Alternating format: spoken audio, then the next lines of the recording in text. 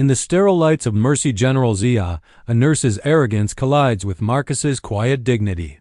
A single cruel insult and one humiliating shove ignite a tension that turns the room into a stage. Marcus's calm words carry more power than the nurse imagines, ending with a cliffhanger that hints his true identity won't stay hidden for long. "We don't treat Medicaid trash here. Get out." The words slice the air sharper than any scalpel, loud enough that every head in the crowded ER waiting room turned. The fluorescent lights hummed above, pale and cold, casting the nurse's sneer in a harsh glow. Her badge read Nurse Karen Doyle, and her voice dripped with practiced cruelty. As if humiliation were part of her daily routine, Marcus stood still, one hand pressed lightly against his chest. A dull pain throbbed beneath his ribs, not yet crippling but heavy enough to remind him why he'd come. Around him, patients and families froze, torn between shock and fear of speaking up. Hospitals carried their own hierarchies, and this nurse wore hers like armor. "Did you hear me?" Doyle snapped, stepping forward. "I said leave. We don't need your kind wasting space." Her arrogance filled the room like smoke. She didn't just want him gone, she wanted him humiliated. With a shove against his shoulder, she pushed him back toward the exit. The clipboard in her hand slapped his chest like a verdict. A few phones quietly lifted, screens glinting, recording the cruelty. Marcus's eyes flicked briefly toward them, then back to Doyle. He didn't raise his voice. He didn't argue. His calm, almost unsettling stillness contrasted with her flaring hostility. He adjusted his jacket slowly, an action both dignified and deliberate, and for a brief second, silence returned to the room. A child clutched her mother's sleeve in the corner. An elderly man whispered, shameful, under his breath. But no one else moved. This was how racism often unfolded, not in fire, but in silence that let arrogance thrive. Doyle smirked, satisfied by the stillness. "Good. Walk out now before I call security."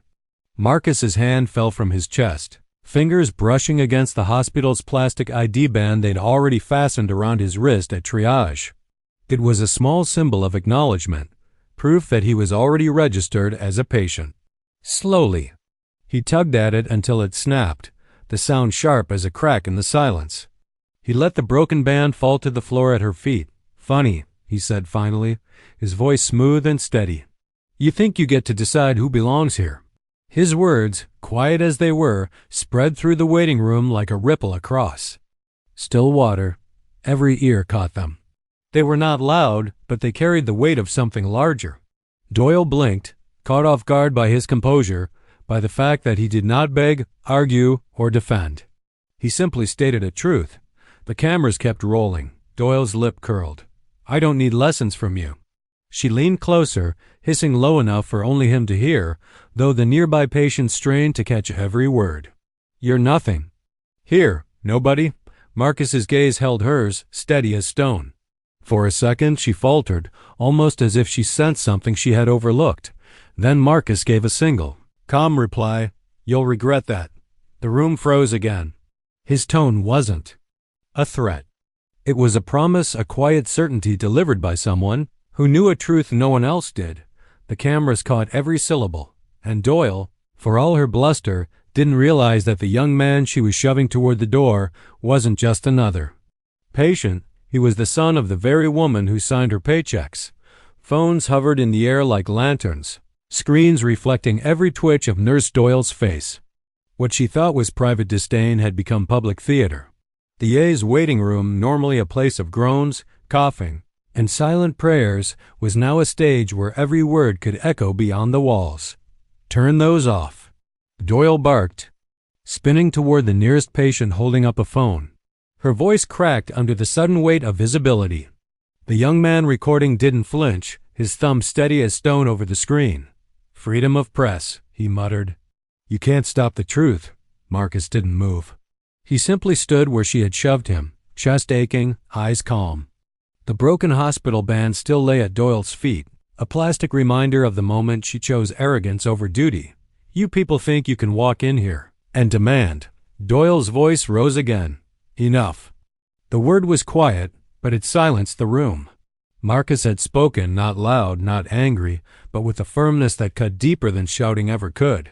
His tone was the kind that made heads turn, not because of volume, but because it carried a gravity. People instinctively recognized. "I came here for care," Marcus said slowly, every word deliberate. "Not charity, not pity. Care. That's your job, isn't it?"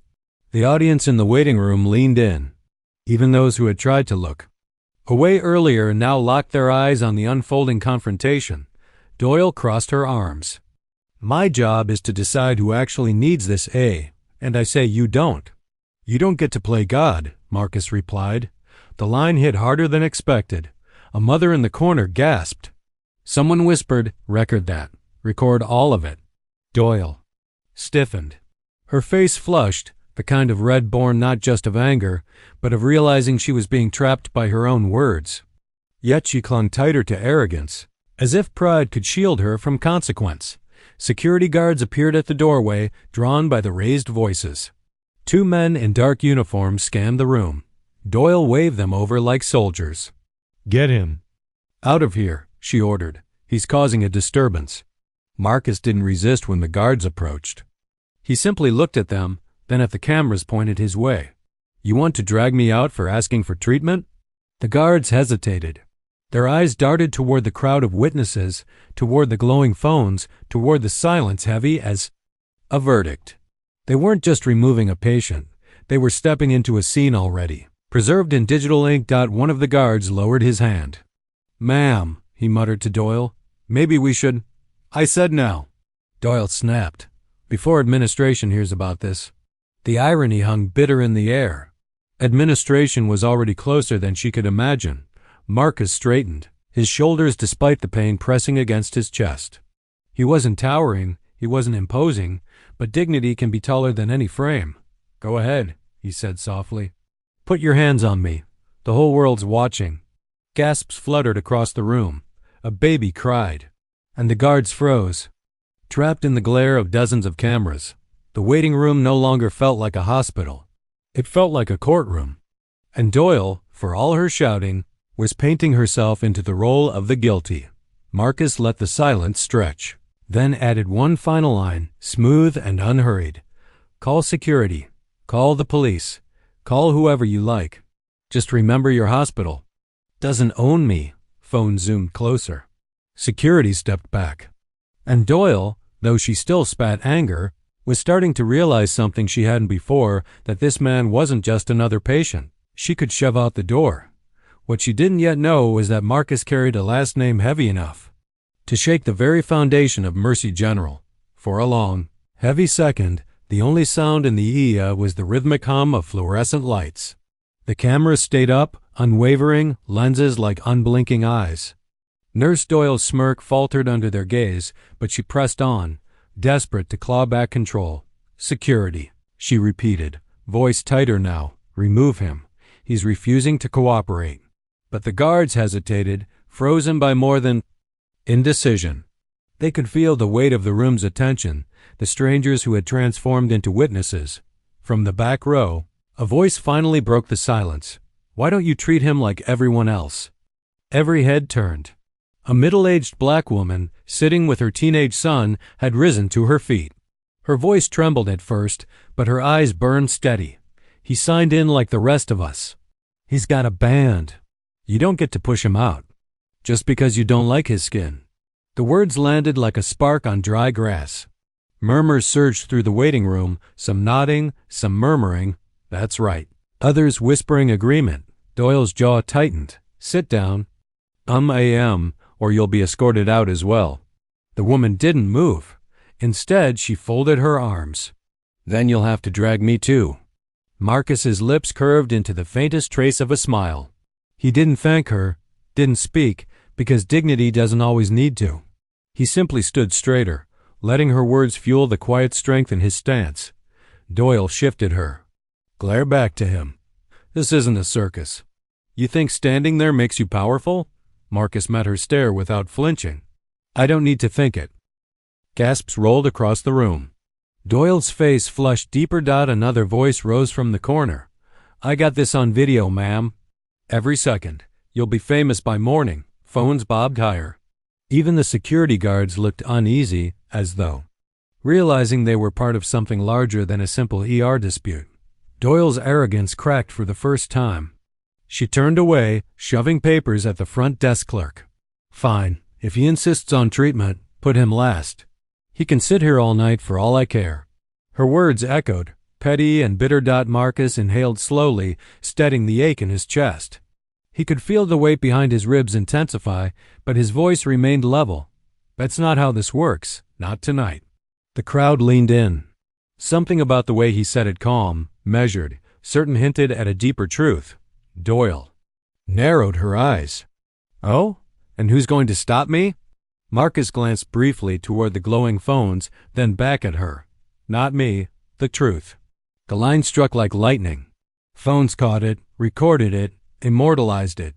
The audience erupted not in applause, but in murmurs of awe, in nods of agreement, in the unspoken recognition that arrogance had just been pierced by quiet power. Doyle opened her mouth to retort but faltered, her tongue stumbling where confidence once reigned. For the first time, she seemed aware of how fragile her authority truly was. Marcus, still calm, eased back into his seat. His chest throbbed painfully, but his composure didn't waver. To the crowd, he looked like a man carrying more than pain. He looked like a man carrying purpose. The mother who had spoken earlier reached over and touched his arm lightly. Don't worry, son. We see you. We all see you. He gave a small nod of thanks. And as Doyle stormed toward the back doors, muttering about disruptive patience, Marcus whispered under his breath, just loud enough for those nearest to hear. She has no idea who she just tried to erase. The cliffhanger hung heavy in the room. The witnesses didn't know yet. The guards didn't know yet. Doyle certainly didn't know. But the truth that Marcus wasn't just another patient, that he was tied to the very top of this hospital's chain of power was about to break the silence wider than anyone could imagine. Marcus pressed his palm tighter against his chest. The dull ache had grown sharper, radiating toward his shoulder. He breathed slowly, steadying himself, his eyes scanning the waiting room that now felt more like a jury box. Doyle re-emerged, smug and certain, her clipboard like a weapon. Still here? She mocked. Guess you like wasting everyone's time.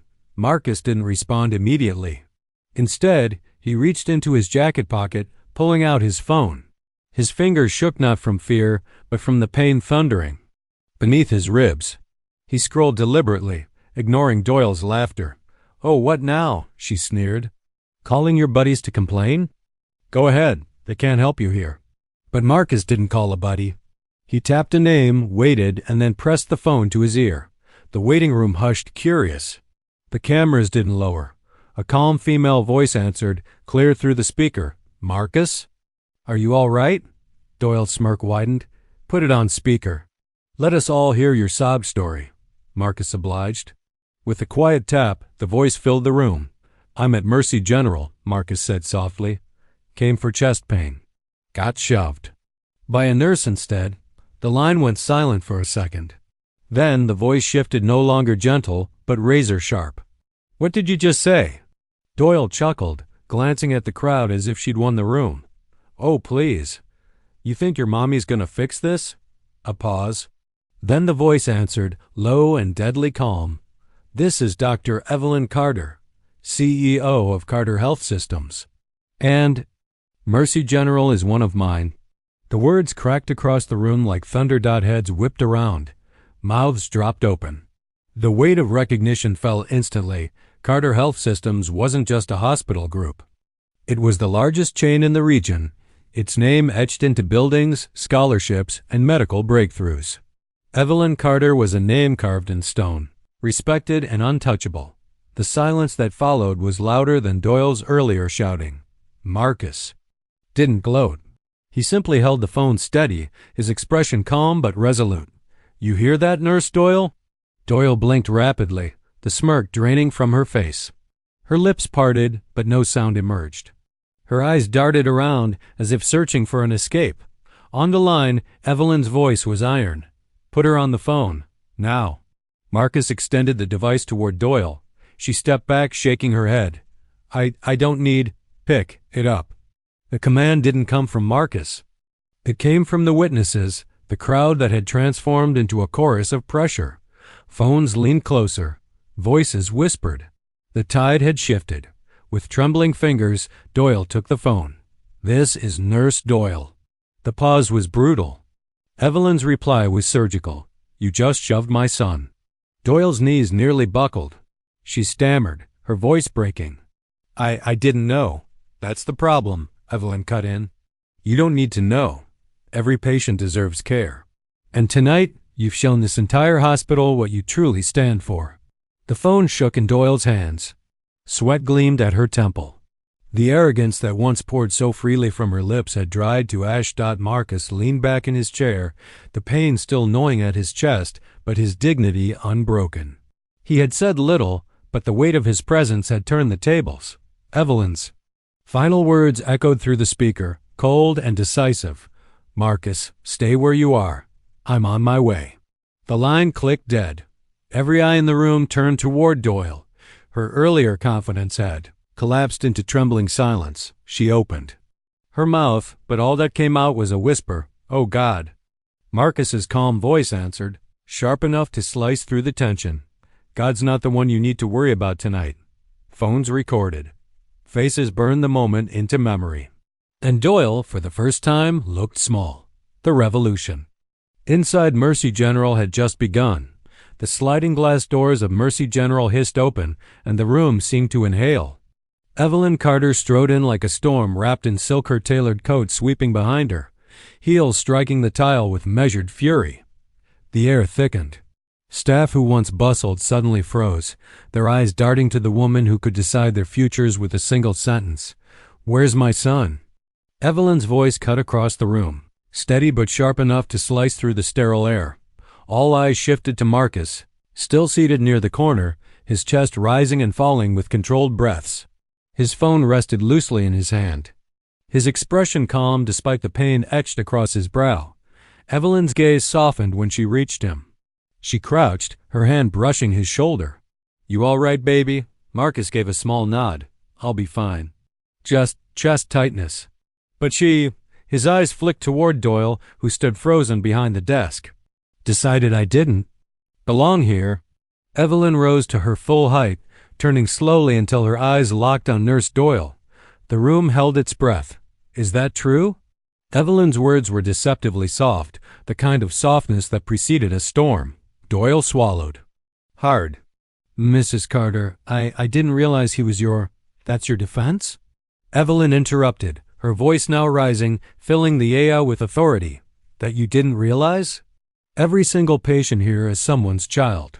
Someone's parent. Someone's life worth protecting. And you shoved him?" Gasps rippled across the waiting room. Phones caught every syllable. The witnesses had become an audience to justice in motion. I was trying to maintain order," Doyle stammered. "Order?" Evelyn stepped closer. Her heels clicked like a gavel. "Order doesn't come from humiliation. It comes from humanity. And tonight, you showed neither." Doyle's lips trembled. Her hands, once steady with arrogance, now fumbled with the edges of her clipboard. The charge nurse, a man in blue scrubs, stepped forward nervously. "Dr. Carter, maybe we can move this discussion to an office." "No," Evelyn snapped, her eyes never leaving Doyle. "This discussion belongs right here, in front of every witness. Because this isn't about one patient. It's about a culture that allowed her to think this was acceptable." A murmur of agreement surged through the crowd.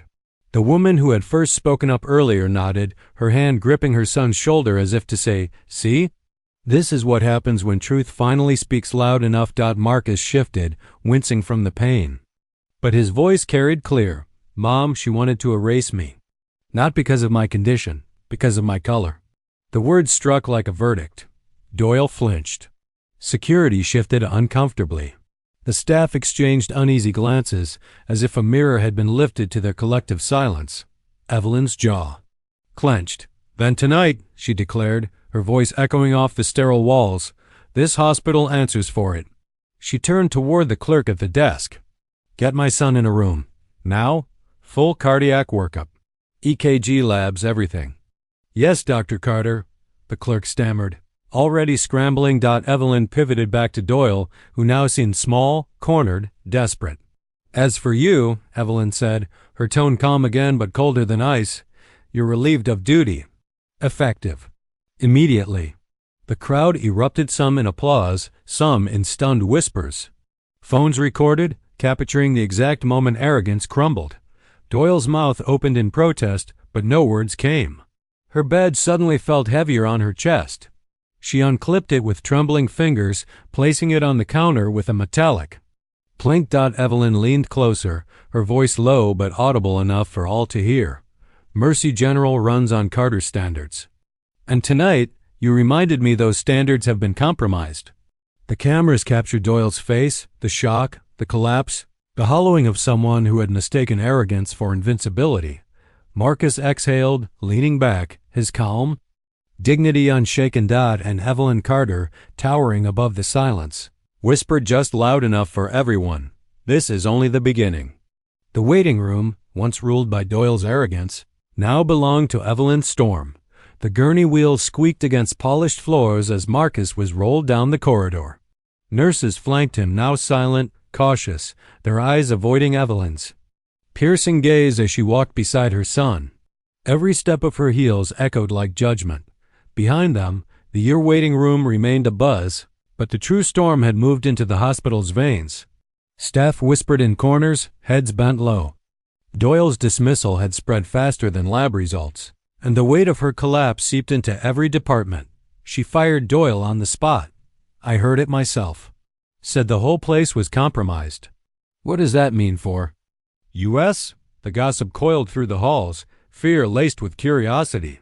For years, Mercy General had run on written rules, the kind that protected arrogance if it wore scrubs or carried a stethoscope. Tonight, those rules had been shattered. In front of an audience, inside Marcus's room, monitors beeped steadily. Electrodes pressed cold against his skin as a young nurse, her hands shaken, placed leads for the EKG. Marcus watched her silently, sensing the tremor in her fingers. "You don't need to be afraid," he said softly. The nurse glanced up, startled. "I'm not." She stopped, swallowed, then whispered, I never thought I'd see anyone stand up to Doyle." Marcus's eyes narrowed slightly. "So she's done this before." The nurse hesitated, eyes flicking toward Evelyn, who stood by the bed like a sentinel. "People don't usually speak up. Patients, they're scared. And we're scared too." She ran this EA like it was hers. Evelyn's gaze locked onto her. Not anymore. The nurse looked down, cheeks flushed. She pressed the final electrode and whispered, "I'm sorry for what happened." Marcus gave her a faint nod. "It's not about me. It's about what happens after me." The machine hummed to life, printing Marcus's heartbeat in jagged black lines. The nurse clipped the sheet to a chart, her hand steadier now.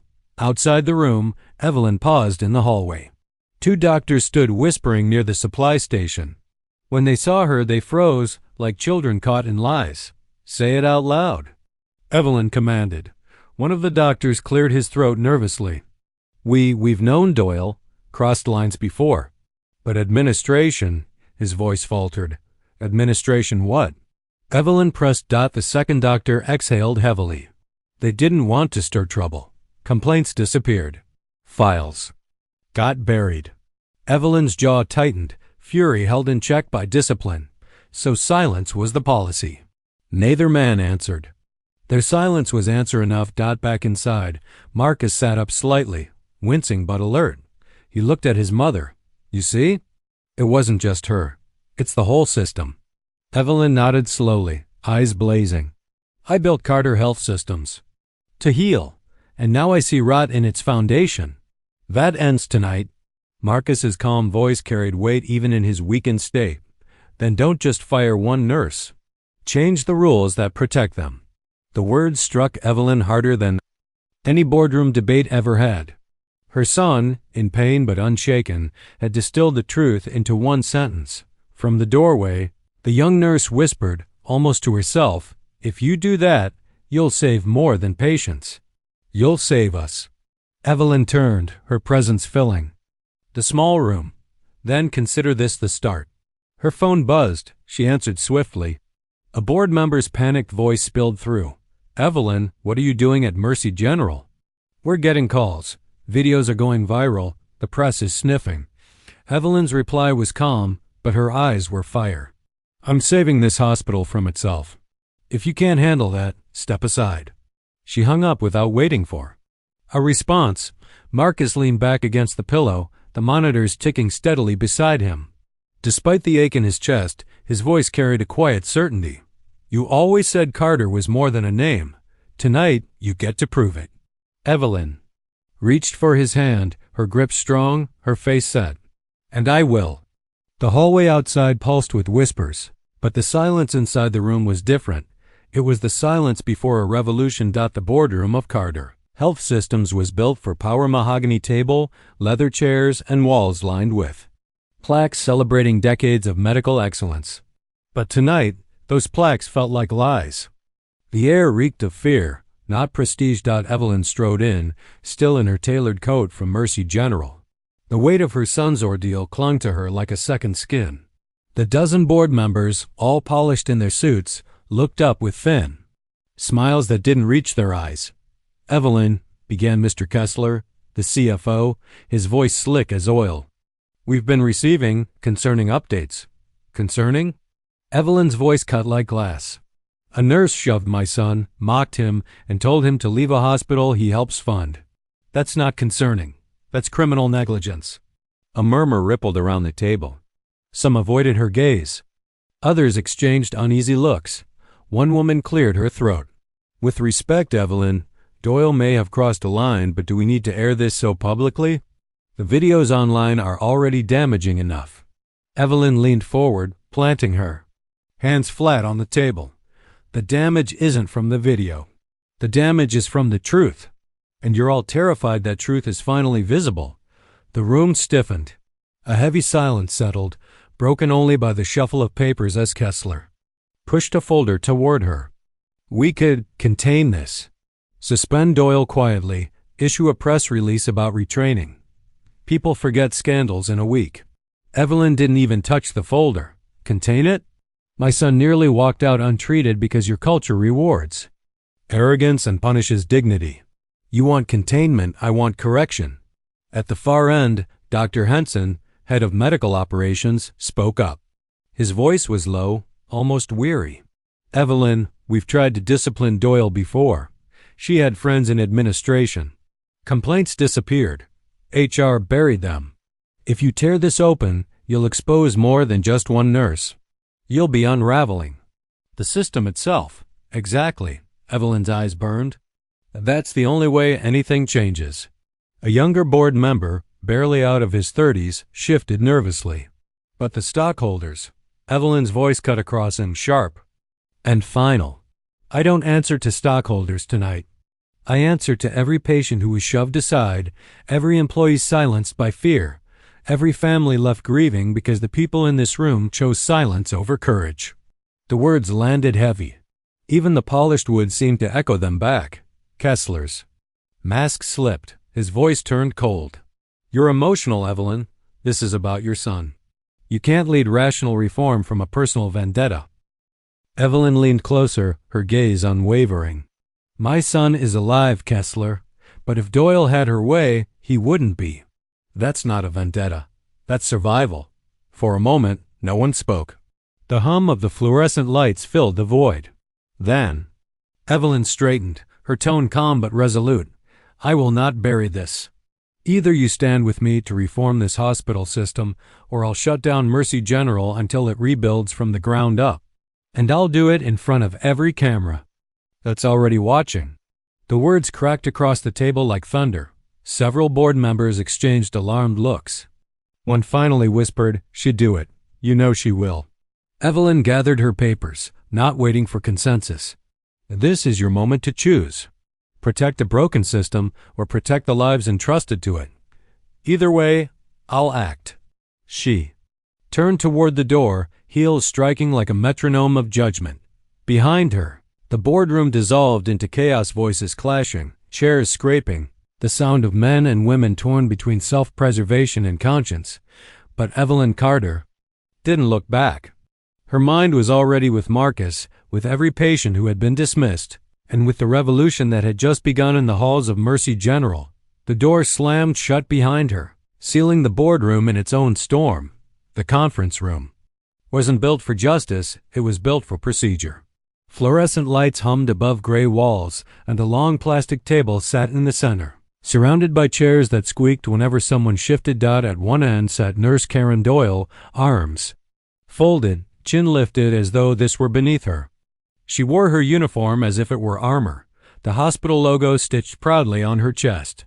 To her left, her union rep leaned in, whispering advice. Across the room, Evelyn Carter sat tall, her gaze fixed on Doyle like a surgeon preparing for incision. Beside her sat Marcus, still recovering but calm, his presence unshaken. He didn't need to speak. His very silence unsettled Doyle. The panel of administrators shuffled their papers nervously. "This hearing," began Dr. Myers, chair of staff conduct, "is to review allegations of misconduct by Nurse Karen Doyle stemming from an incident in the A waiting room last night." Doyle leaned back, smirking faintly. "Allegations," she echoed, savoring the word. Myers cleared his throat. "We will hear testimonies, review video evidence, and allow statements from both parties." A projector flickered on, casting the grainy footage from someone's phone across the wall. The entire room watched Doyle's sneer come alive again. Her shove against Marcus, the words, "Medicaid trash." The silence that followed was crushing. Even the union rep shifted uncomfortably. "That's taken out of context," Doyle said quickly, her voice sharp. He was aggressive. "I was protecting staff and patients." Marcus finally spoke, his voice measured, calm. "Aggressive? I was holding my chest, asking for help. You shoved me toward the door." Doyle's eyes darted to him, but his steady tone made her falter. "You," she started, then stopped, realizing every eye was on her. A witness was called, a young mother from the waiting room. She trembled as she recalled what she saw. He didn't do anything. She just shoved him. "I pulled my daughter closer. I was scared for him." Next came an elderly man, leaning on a cane. His voice cracked but carried weight. "I've seen her do it before. Not to me, but to others. Always the same people of color, people who looked poor. She'd mutter things. I kept quiet. I regret that now." The panel shifted uneasily. Patterns were forming. Evelyn's eyes never left Doyle. When it was her turn, she stood slowly. "This isn't just about one night. It's about a culture that rewarded Doyle's cruelty. How many complaints vanished? How many patients suffered in silence?" The union rep objected. "This is beyond the scope." Evelyn cut him off with a icy calm. "Truth doesn't fit in your scope, but it fits in this room tonight." Doyle's smirk cracked. "You think you can ruin me because your son." She stopped herself too late. Gasps echoed. The panel looked at Marcus, then at Evelyn. Realization dawning. Evelyn's voice was steady, deliberate. "Yes, my son. The one you dismissed as trash. You didn't just insult a patient. You insulted the family that built the very hospital paying your salary." Doyle's face drained of color. The arrogance that had fueled her collapsed into silence. Dr. Myers' voice trembled as he spoke the words everyone knew were inevitable. "Nurse Doyle, you are hereby suspended pending termination and further investigation." The gavel struck not with triumph, but with the weight of reckoning. Marcus rose slowly, his calm presence filling the room. He didn't gloat. He didn't sneer. He simply looked at Doyle and said, "I hope you learn what dignity looks like. You didn't see it in me. Maybe now you will." And with that, he left the room beside his mother. Behind them, Doyle sat frozen. No longer a nurse in control, but a woman stripped bare before the truth. The front steps of Mercy General looked nothing like they had 2 nights ago. The quiet hum of ambulance sirens had been replaced by the roar of voices, chants, and news cameras flashing against the pale stone walls. "Shut it down. Clean it up." The crowd cried. Placards lifted into the air, "Justice for patients, dignity. Over profits, end racism and care." Marcus stood at the edge of the steps, his chest finally free of pain but heavier with responsibility. He'd never asked to become a symbol, but the people around him treated him as one anyway. They whispered. His name pointed toward him, Some even thanked him for standing his ground. He only nodded, humbled, wishing the night in the ER had never happened, yet knowing it had sparked something far bigger. Inside, the hospital corridors were chaos. Staff clustered in small groups, some angry, some relieved, most anxious. Nurses worried about their jobs, doctors whispered about lawsuits, and administrators scurried like ants under a magnifying glass. At the heart of it all stood Evelyn Carter. Her presence filled the administrative office where executives had gathered once more. She placed a single folder on the table. "Effective immediately," she said, her tone precise and unshaken. "Mercy General will suspend operations for 30 days. No new admissions. Existing patients will be transferred to sister facilities." The room erupted. "You can't." One administrator barked. "We'll lose millions. Patients will panic." Another cried. Evelyn raised her hand, silencing them with the authority of someone who had already weighed the cost. "We cannot heal people in a building poisoned by arrogance and silence. We will not reopen until we rebuild every policy, every training, every layer of leadership that allowed Nurse Doyle to thrive unchecked." "But the press," Evelyn cut in sharply, "will see something hospitals almost never show: accountability." Her words rang through the room like a verdict. Meanwhile, Marcus walked the halls one last time before the shutdown. He saw patients being wheeled out, some confused, others murmuring gratitude. A mother touched his arm. Gently. "Because of you, maybe my son will be treated better someday." Marcus smiled faintly, though his heart ached. He wasn't proud of being the center of it all, but he was proud of what it had sparked. Back outside, the protest had swelled.